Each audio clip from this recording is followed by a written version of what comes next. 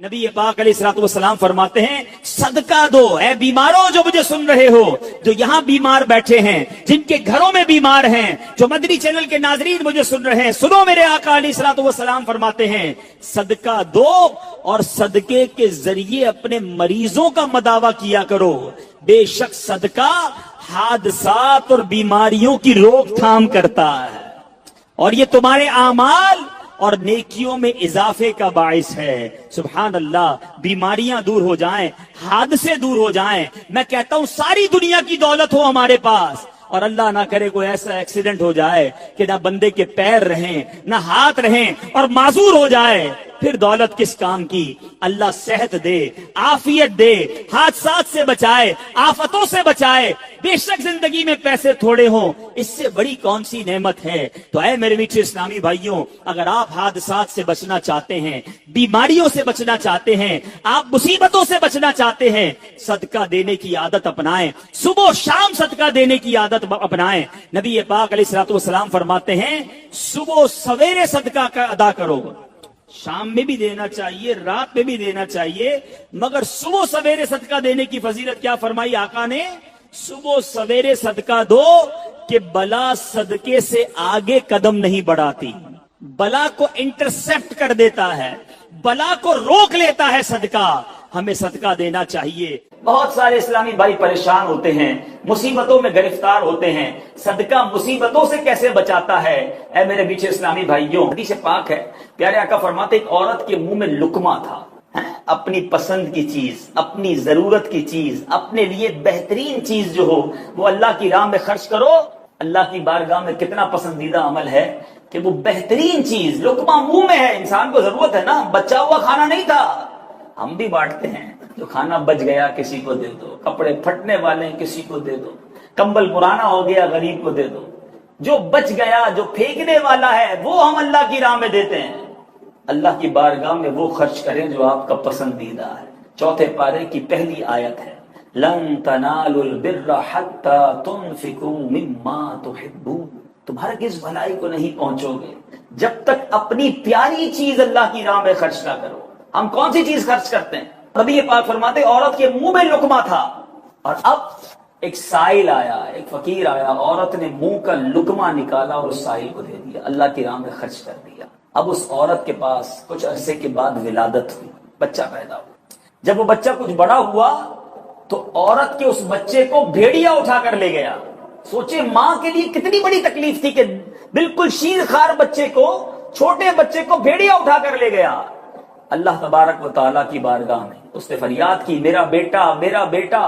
اللہ عز و جل نے ایک فرشتے کو حکم دیا کہ اس کے پیچھے جاؤ اور اس بھیڑیے کے منہ سے اس بچے کو چھینو، عورت کو واپس دے دو اور ماں سے کہو اللہ عز و جل نے تم پر سلام بھیجا ہے اور فرمایا ہے یہ لقمے کے بدلے لقمہ ہو گیا ہے۔ تم نے اپنے منہ کا لقمہ میری راہ میں خرچ کیا تھا، میں نے بھیڑیے کے منہ سے تمہارا بچہ نکال کر تمہیں واپس لوٹا دیا۔ یہ ہے صدقہ، یہ ہے اللہ کی راہ میں خرچ کرنے کی فضیلت۔ سیدنا اکرمہ رضی اللہ تعالیٰ عنہ فرماتے ہیں کہ ایک ملک کا بادشاہ بہت ظالم اور کنجوس تھا، بڑا ظالم بادشاہ، اور ایسا عجیب و غریب کنجوس کہ اس نے اعلان کر دیا کہ میرے ملک میں اگر کسی نے مسکین یا فقیر کو صدقہ کیا تو اس کے کوئی غریب کی مدد نہ کرے، اگر ایسا کوئی کرے گا تو میں اس کے ہاتھ کاٹ دوں گا۔ یعنی خود غریب کی مدد بھی نہیں کرنی اور پورے ملک میں بھی کوئی غریب کی مدد نہ کرے۔ بڑا عجیب و غریب اعلان تھا۔ اچھا جناب، اب ایک خاتون تھی، لوگ تو خوف سے ڈر گئے تھے، کوئی صدقہ نہیں دے رہا تھا، کوئی خیرات نہیں دے رہا تھا۔ ایک دن فقیر مجبور ہو کر ایک عورت کے پاس آیا اور کہا مجھے اللہ کی راہ میں کچھ دو، میں بہت بھوکا ہوں، کھانے کے لیے کچھ نہیں۔ وہ عورت نے بھی بادشاہ کا اعلان سنا ہوا تھا، وہ بھی ڈری ہوئی تھی، اس نے بھی صدقہ دینے سے اس نے سوچا کہ صدقہ دوں گی تو میرے بھی ہاتھ کٹ جائیں گے، لیکن فقیر نے کہا مجھے اللہ عز و جل کی رضا کی خاطر کچھ تو کھانے کو دے دو۔ وہ التجا کرتا رہا، آخر اس عورت کے دل میں رحم آ گیا، اس عورت نے اس فقیر کو صدقہ دے دیا، کھانے کو دے دیا۔ اب 2 روٹیاں دی اسے کھانے کو، فقیر روٹیاں لے کر دعائیں دیتا ہوا چلا گیا۔ بادشاہ کو پتا چل گیا کہ ملک میں ایک ایسی عورت ہے جس نے کسی فقیر کو صدقہ دیا۔ اس نے اپنے بندے بھیجے اور اس خدا ترس رحم دل عورت کے دونوں ہاتھ کاٹ دیے گئے، اس کے دونوں ہاتھ کٹ گئے۔ اب میٹھے اسلامی بھائیوں، کچھ عرصے کے بعد بادشاہ نے اپنی والدہ سے کہا کہ مجھے اپنی مملکت کی سب سے حسین لڑکی سے شادی کرنی ہے۔ اس کی ماں نے جب معلومات کروائی تو پتا چلا پورے ملک میں ایک لڑکی سب سے زیادہ حسین ہے، مگر اس میں ایک خامی یہ ہے کہ اس کے دونوں ہاتھ نہیں ہیں۔ اس نے بادشاہ سے کہا، بادشاہ نے لڑکی کو دیکھا، اسے پسند آئی، اس سے شادی کر لی اور وہ عورت اب ملکہ بن گئی۔ جس نے 2 روٹیاں صدقہ کی، ہاتھ کٹ گئے، اب وہ بادشاہ کی زوجہ بن گئی۔ بڑی زندگی آرام سے گزرنے لگی، مگر ایک اور امتحان اس کی زندگی میں باقی تھا۔ پھر کیا ہوا کہ کیونکہ اور بھی اس کی بیویاں تھیں بادشاہ کی، نئی نویلی دلہن کے ساتھ بادشاہ بہت وقت گزارتا، بڑی نوازشات کرتا، دوسری جو بیویاں تھیں وہ حسد کرتی تھی۔ ایک مرتبہ بادشاہ طویل عرصے کے لیے ملک سے باہر گیا تو بادشاہ کی بیویوں کو اچھا موقع ملا، انہوں نے بادشاہ کو خط میں لکھا کہ تمہارے پیچھے تمہاری جو بیوی ہے، نئی دلہن جو ہے، وہ برے کام کرتی ہے، اس کا کردار اچھا نہیں۔ بادشاہ نے بغیر کسی تحقیق کے حکم دے دیا کہ میری بیوی کو اٹھایا جائے اور جنگل میں پھینک دیا جائے، محل سے نکال کر جنگل میں پھینک دو۔ اب وہ عورت جنگل میں پہنچ گئی، بیابان جنگل تھا، اس کا ایک بیٹا بھی ہو گیا تھا بادشاہ سے۔ اب اتنی دیر میں میرے میٹھے اسلامی بھائیوں، وہ عورت اس جنگل میں نہر میں پانی پینے کے لیے جھکی تو اس کے ہاتھ سے وہ بچہ بھی پانی میں گر گیا، زور زور سے رونے لگی، بچہ بھی پانی میں ہے، دونوں ہاتھ بھی نہیں ہیں، پکارے تو کسے پکارے؟ اچانک 2 خوبصورت نوجوان آئے، انہوں نے کہا آپ کیوں رو رہی ہیں؟ کہا میرا بچہ پانی میں چلا گیا ہے۔ اس نے فوراً، اس نوجوان نے آگے جا کر اس بچے کو پانی سے نکالا، کہا اور آپ کو کچھ چاہیے تو بتائیے، کوئی اور آپ کی خواہش ہو تو بتائیے، کچھ اور آپ دعا کرنا چاہیں تو۔ اس عورت نے کہا کہ میرے ہاتھ مجھے واپس مل جائیں۔ ان نوجوانوں نے دعا کی، اللہ تعالیٰ نے دونوں ہاتھ بھی اسے واپس کر دیے۔ اب وہ نوجوانوں نے اس عورت کو کہا کہ آپ جانتی ہیں ہم کون ہیں، ہم دونوں کون ہیں؟ تو عورت نے کہا میں تو نہیں جانتی، البتہ یہ معلوم ہے آپ کی برکت سے میرا بچہ بھی مل گیا، میرے ہاتھ بھی واپس آ گئے۔ وہ 2 نوجوان کہتے ہیں ہم تیری وہی 2 روٹیاں ہیں جو تو نے غریب سائل کو دی تھی۔ صدقہ اللہ کی راہ میں خرچ کرنا کب کہاں کام آتا ہے۔ اس عورت کو 2 روٹیوں کے بدلے 20 روٹیاں نہیں ملی، حضرت رابعہ بصریہ کو 20 روٹیاں ملی تھی۔ ہو سکتا ہے کوئی کیلکولیشن کرنے والا کہے یار میں 1000 روپے دوں گا 1 لاکھ روپے مل جائیں گے، نہیں ملے، مگر اس کو ہاتھ واپس مل گئے، بچہ واپس مل گیا۔ کیا معلوم مجھ پر اور آپ پر کوئی بلا آنے والی ہو، کوئی مصیبت آنے والی ہو، کوئی بیماری آنے والی ہو، اگر اللہ کی راہ میں صدقہ دیں، کسی غریب کی مدد کریں اور اس کے دل سے دعا نکلے اور اللہ کریم ہم سے وہ مصیبت کو ٹال دے تو اے میرے میٹھے اسلامی بھائیوں، مدنی چینل کے ناظرین، بعض اوقات جب صدقہ اور خیرات کی بات آتی ہے تو بعض لوگوں کے ذہنوں میں یہ بات آتی ہے میں تو خود غریب ہوں، میں تو خود پریشان ہوں، میں تو خود نوکری کرتا ہوں، میں تو خود کرائے کے گھر میں رہتا ہوں، ارے میں صدقہ اور خیرات کیسے دوں؟ یہ غلطی ہے میرے میٹھے اسلامی بھائیوں۔ یاد رکھیے اللہ تبارک و تعالیٰ کی بارگاہ میں اخلاص دیکھا جاتا ہے، رب کی بارگاہ میں کوانٹٹی نہیں کوالٹی دیکھی جاتی ہے۔ کوئی لاکھوں صدقہ کرے اخلاص نہیں، اس کے صدقے کا کوئی فائدہ نہیں۔ کوئی 1 روپیہ صدقہ کرے اور اللہ کی رضا کے لیے اخلاص کے ساتھ کرے، کیا معلوم وہی روپیہ اس کی مغفرت کا ذریعہ بن جائے۔ تو نیت بارگاہ الہی میں دیکھی جاتی ہے، یہ گویا اللہ سے کاروبار ہے۔ اس کو خرچ کرتے وقت دل میں ملال نہ لانا، اللہ نے تھوڑے دیے ہیں تھوڑے خرچ کرتے رہو، جب وہ زیادہ عطا فرمائے زیادہ خرچ کرتے رہو، اللہ کی راہ میں خرچ کرتے رہا کرو، وہ رب کریم تمہارا ملٹیپلائی کر کر بہت زیادہ بڑھا کر تمہیں عطا فرمائے گا۔ ایک بہت بڑے اللہ کے ولی ہیں حضرت منصور بن عمار رحمت اللہ تعالی علیہ۔ ایک بار وہ کہیں جلوہ فرما تھے اور ایک آقا نے اپنے غلام کو کسی کام سے بھیجا تھا۔ غلام جب گزرا حضرت منصور بن عمار کی محفل کے قریب سے تو وہاں انہوں نے دیکھا کہ وہ بزرگ بیان کر رہے ہیں اور ساتھ کوئی غریب شخص موجود ہے، تو آپ نے فرمایا کہ جو اس غریب کو 4 درہم صدقہ دے دے میں اسے 4 دعائیں دوں گا۔ گزرنے والا غلام تھا، غریب تھا، مگر اس کے پاس صرف 4 ہی درہم تھے، مگر اس نے دیکھا کہ اللہ کے ولی کی دعائیں مل رہی ہیں۔ پچھلے زمانے کے لوگوں کے لیے آخرت کی کتنی اہمیت تھی، اللہ والوں کی دعاؤں کی کتنی اہمیت تھی۔ غریب شخص تھا، اس نے 4 کے 4 درہم جو ہے وہ حضرت کی بارگاہ میں پیش کر دیا کہ آپ دے دیں اس غریب کو۔ کہ آپ بتاؤ کون سی 4 دعائیں تمہارے لیے کروں. اچھا اب بھی بڑا کمال کا معاملہ ہے کہ اگر وہ غلام ہماری طرح آج کے دور کا ہوتا تو شاید وہ گاڑی مانگتا، بنگلہ مانگتا، بینک بیلنس مانگتا. پہلی دعا جو انہوں نے حضرت منصور سے کروائی کہ حضور آپ دعا کر دیں کہ جو ہے وہ میرے یہ جو 4 درہم دیے ہیں اللہ مجھے اس کا اچھا بدل عطا فرما دے. آپ نے اس کے لیے دعا کر دی کہ اچھا اب آپ یہ دعا کر دیں کہ مجھے آزادی مل جائے، میں غلام ہوں تو میں آزادی چاہتا ہوں. تو وہ بھی دعا کر دی. اب تیسری دعا کیا کرنی ہے؟ تو کہا حضور دعا کر دیں کہ اللہ مجھے اور میرے آقا کو توبہ کی توفیق نصیب کر دے. خوبصورت بات دیکھیں کہ آقا کی بھی فکر کر رہے ہیں کہ میرے آقا کے لیے توبہ کی دعا کر دے. دعا کر دی. چوتھی دعا کیا کرنے کا؟ دعا کر دیں کہ اللہ ہم سب کی مغفرت فرما دے. تو حضرت نے دعا کی کہ اللہ میری، آپ تمہارے آقا کی اور تمہاری اور اس مجمع میں جتنے لوگ ہیں سب کی مغفرت فرما. اب یہ 4 دعائیں لے کر وہ غلام جو تھا وہ جب اپنے آقا کے پاس پہنچا تو آقا نے کہا اتنی دیر کیوں لگ گئی، اتنا ڈیلے کیوں کر دیا؟ تو اس نے کہا اگر معاملہ ایسا تھا گیا تو آپ کے کام سے تھا، مگر مجھے سمجھنے ایک چانس مل گیا، اللہ کے ولی کی زیارت ہوئی، وہ دعائیں کہہ رہے تھے 4 درہم دے دو غریب کو، 4 دعائیں دوں گا. تو کہتے اچھا. اب آقا بھی دیکھیں وہ ناراض نہیں ہو رہے کہ تم کن چکروں میں پڑ گئے ہو. آج کل اگر کوئی ہمارا بچہ جو ہے یا ہمارا کوئی چھوٹا بھائی جو ہے یا ہمارا کوئی ملازم ہی کوئی اچھا کام کرے، ٹھیک ہے اس کی ایک شرعی پوری ڈیٹیل ہے کہ کون ملازمت کے دوران کون سے کام کر سکتے ہیں کون سے نہیں کر سکتے، لیکن انکریج کرنے کی بجائے فرض نمازوں سے روک رہے ہوتے ہیں، فرض نمازوں پہ ڈانٹ رہے ہوتے ہیں، نیکی کی طرف بچہ جائے تو اس کو روک رہے ہوتے ہیں. وہ آقا بھی کہتا اچھا بتاؤ جلدی سے کیا دعائیں کروائیں؟ تو کہا پہلی دعا تو میں نے یہی کروائی کہ میرے جو پیسے خرچ ہیں اللہ مجھے اس کا بہترین نعمل بدل دے دے. تو آقا کہتا تم نے 4 درہم دیے تھے نا، میں تمہیں 4000 درہم دیتا ہوں. یعنی رائٹ اوے وہ دعا قبول ہو گئی. کہتا اچھا دوسری دعا کیا کروائی؟ کہا دوسری دعا یہ کی کہ اللہ مجھے آزادی دے دے. کہا ٹھیک ہے میں نے تمہیں آزاد بھی کر دیا. دوسری دعا بھی قبول ہو گئی. کہا تیسری دعا کیا کروائی تھی؟ کہ تیسری دعا یہ کروائی تھی اللہ مجھے بھی توبہ کی توفیق دے، میرے آقا کو بھی توبہ کی توفیق دے. تو وہ جو آقا تھا اس نے فوراً استغفار پڑھنا شروع کر دیا. کہا میں بھی توبہ کرتا ہوں، تم نے بھی توبہ کر لی ہوگی تم بھی کر لو. یعنی تینوں دعائیں اسی وقت قبول ہو گئیں.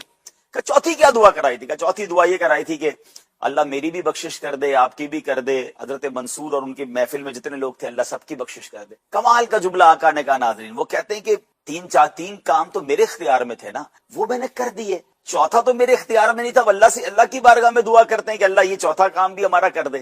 کہتے ہیں وہ آقا رات کو سویا تو خواب میں اسے بتایا گیا کہ تم تو بندے تھے، جو تمہارے ہاتھ میں کام تھے، جو تمہارے بس میں تھے تم نے کر دیے. میں ارحم الراحمین ہوں، میں نے تمہاری، منصور کی، تمہارے غلام کی اور اس محفل میں جتنے لوگ تھے سب کی مغفرت فرما. ناظرین یہ واقعہ اتنا زبردست واقعہ، یعنی اس ایک واقعے میں راہ خدا میں خرچ کرنے کے ساتھ ساتھ اللہ والوں سے محبت جھلکتی ہے. دعاؤں میں مانگنا کیا ہے وہ سیکھنے کو ملتا ہے. آخرت کی فکر ہر لمحے پیش نظر ہونی چاہیے، وہ سمجھ آتی ہے. تو کاش ہمیں بھی یہ بات سمجھ آ جائے کہ جتنا ہم دنیا کے لیے سوچتے ہیں کم از کم اتنا ہی، ورنہ تو اصولاً اس سے زیادہ آخرت کے لیے فکر کرنی چاہیے، اس کی تیاری کرنی چاہیے. اور آخرت کی تیاری میں بہت سارے کاموں میں سے ایک کام یہ ہے کہ بندہ اپنا مال جو ہے وہ آگے پہنچا دے، اپنا مال خرچ کر کے اللہ کی راہ میں پہنچا دے، اور پھر وہاں جب وہ جائے، ہم دنیا سے جائیں تو وہ مال وہاں پر انشاءاللہ صدقہ جو ہے وہ بڑھ کر ہمیں ملے گا. کہ صدقہ بیماریوں کو ٹالتا ہے، صدقہ برائی کے 70 دروازے کو بند کرتا ہے، صدقہ بلا کو نیچے نہیں اترنے دیتا. ایک بڑی بات یاد رکھیے گا، ہمیں نہیں پتا ہوتا، ہم صبح اٹھتے ہیں مثال کے طور پہ اور کوئی بلا آنے والی ہوتی ہے. حدیثوں کا مضمون ہے جب انسان صدقہ دیتا ہے نا تو بلا اوپر سے اترتی ہے، صدقہ جا کے اسے روک لیتا ہے، انٹرسیپٹ کرتا ہے، اور یہ لڑائی جاری رہتی ہے. صدقہ بندے پر بلا اترنے نہیں دیتا. اب بعض اوقات کیا ہوتا ہے، کئی لوگ ہوں گے جو بیانات بھی سنتے ہیں، کتابوں میں بھی پڑھتے ہیں کہ اللہ کی راہ میں 1 خرچ کرو 10 ملتا ہے. اب وہ ہو سکتا ہے مسجد میں ڈبے میں 100 روپے ڈالیں اور شام دکان پہ انتظار کر رہے ہوں کہ ابھی تک 1000 روپے بنے نہیں ہیں. مولانا صاحب نے تو کہا تھا 1 کا 10 ہو جائے گا. کسی فقیر کو 10 روپے دیے انتظار کر رہے ہیں، 100 روپے کہاں ہے بھائی، ملٹی پلائی بائی 10 ہو کے ملنا چاہیے تھا. تو ہم صرف مالی فائدہ سوچ رہے ہیں. میں آپ سے پوچھنا چاہتا ہوں، آپ نے اللہ کی راہ میں خرچ کیا 1000 روپے، 10,000 روپے یا 1,00,000 روپے، اور اب آپ منتظر ہیں کہ ملٹی پلائی ہو جائے. لیکن کیا معلوم آپ کے گھر میں آگ لگنے والی تھی، کیا معلوم آپ کا روڈ پر ایکسیڈنٹ ہونے والا تھا، کیا معلوم آپ کا بچہ جو باہر کھیل رہا تھا اس پر کوئی خطرناک بلا آنے والی تھی. مگر آپ نے جو صدقہ دیا اس سے وہ بلا ٹال دی گئی. مجھے بتاؤ وہ 1000 کا 10,000 ہونا اچھا تھا یا ہم پر اتنی بڑی بلا کا ٹلنا اچھا تھا؟ تو ہمیشہ اللہ کی راہ میں صدقہ دیجئے. آپ یقین کریں آپ خوشحال ہو جائیں گے، آپ کی مشکلیں آسان ہوں گی. مگر دوبارہ وہی بات کروں گا کہ نیت اچھی ہو. صدقہ دیتے وقت، خرچ کرتے وقت، کسی کی مدد کرتے وقت احسان نہ جتانا. یاد نہیں تجھے تیرے بچے کی شادی میں نے کرائی تھی؟ بھول تو نہیں کیا قرضہ میں نے دیا تھا؟ ہاں تو ریڈی لگاتا تھا، میں نے تجھے جناب دکان کا کرایہ دیا تھا. یہ احسان جتا کر تو صدقہ ضائع ہو جائے گا. یا ایھا الذین آمنوا لا تبطلوا صدقاتکم بالمن والاذی.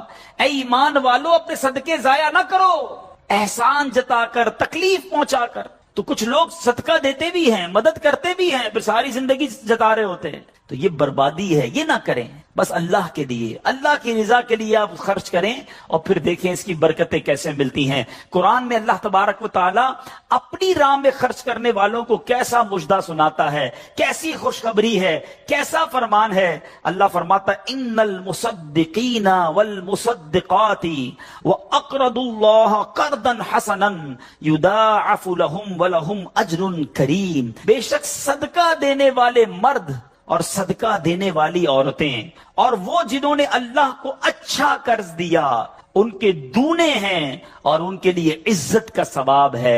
اب کمال یہ ہے، یہ ایک جگہ نہیں، قرآن میں کئی جگہ اللہ تبارک و تعالیٰ نے قرض کا لفظ استعمال کیا ہے. کوئی اللہ کو جو اچھا قرض دے. مجھے ایک بات بتائیے، میں آپ میں سے کسی کو کوئی 10,000 روپے رکھوائے اور تھوڑے دنوں بعد کہے کہ ذرا وہ 10,000 میں سے 5,000 روپے دے دو، تو اس 5,000 دینے والے نے کوئی کمال کیا؟ اس کا تو کوئی کمال نہیں نا. پیسے میرے تھے اور میں نے کہا کہ میرے 10,000 میں سے 5,000 مجھے دے دو. کیا کمال کیا؟ میرے پیسے تھے، واپس دے دیے. مگر اللہ کی شان دیکھو، اللہ کی کرم نوازی دیکھو، شان کریمی دیکھو. ہم سب کو دانا دانا اس نے دیا ہے. ہم تو پیدا ہوئے تھے، کپڑے بھی جسم پر نہیں تھے، کھانے کو اس نے دیا، پہننے کو اس نے دیا، گھر اس نے دیا، مال اس نے دیا، سب اس نے دیا. مگر جب اس کی راہ میں خرچ کرنے کی باری آتی ہے تو کہتا ہے، فرماتا ہے قرآن میں، ہے کوئی جو اللہ کو اچھا قرض دے؟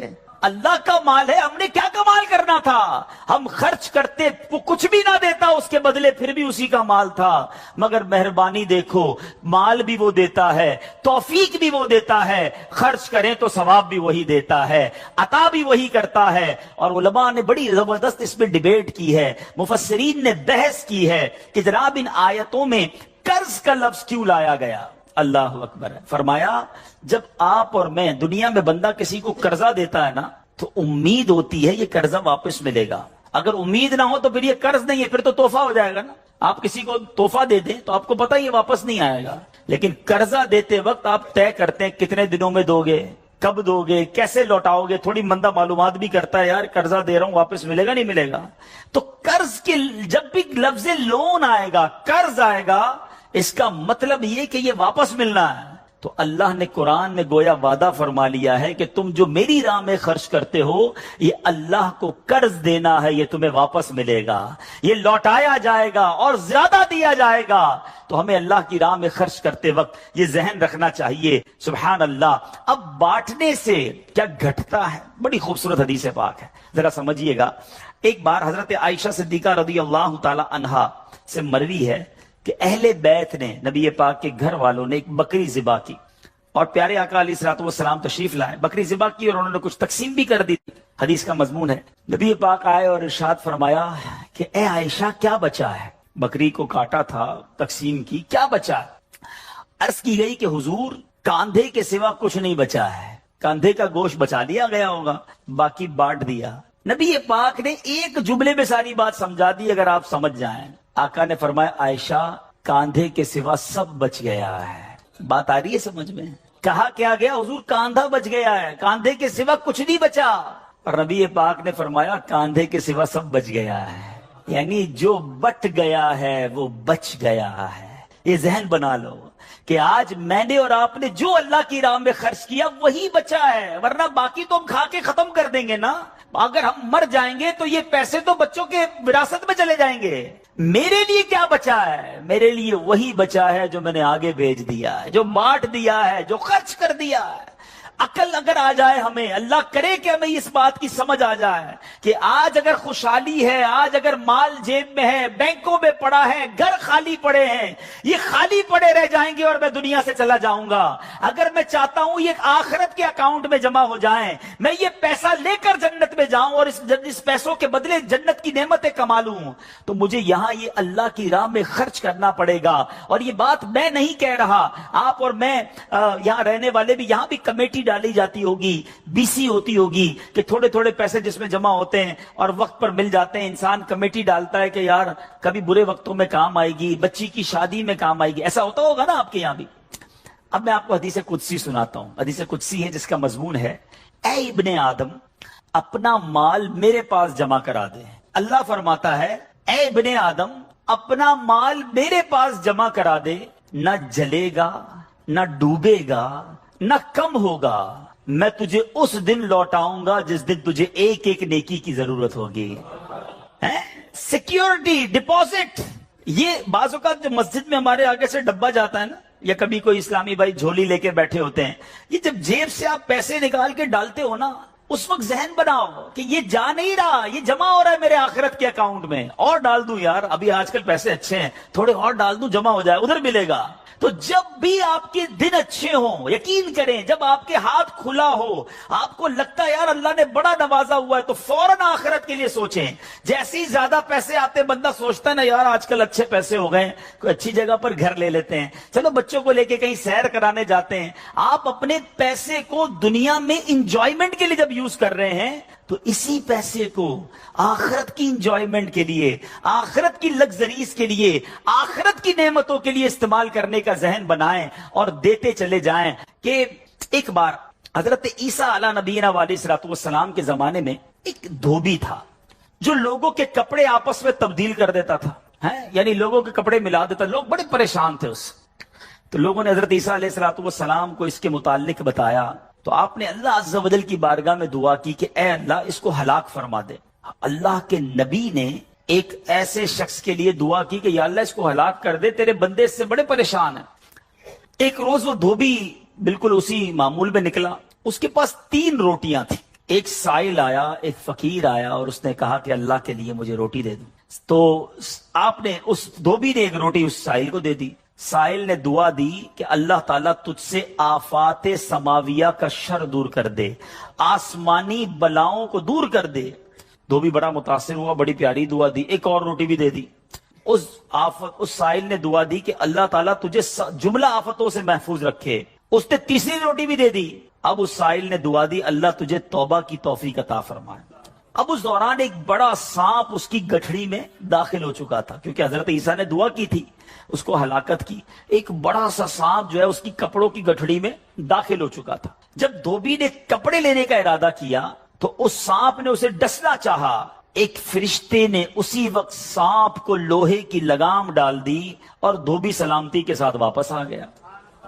لوگوں نے حضرت عیسیٰ علیہ السلام سے کہا کہ یا روح اللہ آپ نے دعا کی تھی، یہ بندہ تو ایسے ہی ہٹا گھٹا گھوم رہا ہے، بالکل ٹھیک، کچھ مسئلہ ہی نہیں ہوا اس کے ساتھ، سلامت۔ تو آپ نے اس دھوبی کو بلایا، بتا تو نے کون سی ایسی بھلائی کی ہے، میں نے تیری ہلاکت کی دعا کی اور تو بالکل سلامت گھوم رہا ہے۔ وہ کہتا حضور میں نے 3 روٹیاں صدقہ کی ہیں، اتنے گناہ، اتنی خطائیں، سارا شہر پریشان، مگر جب صدقہ کیا 3 روٹی کا، آپ نے اس سانپ سے پوچھا کہ تو نے قتل کیوں نہیں کیا، تیری تو ڈیوٹی تھی نا۔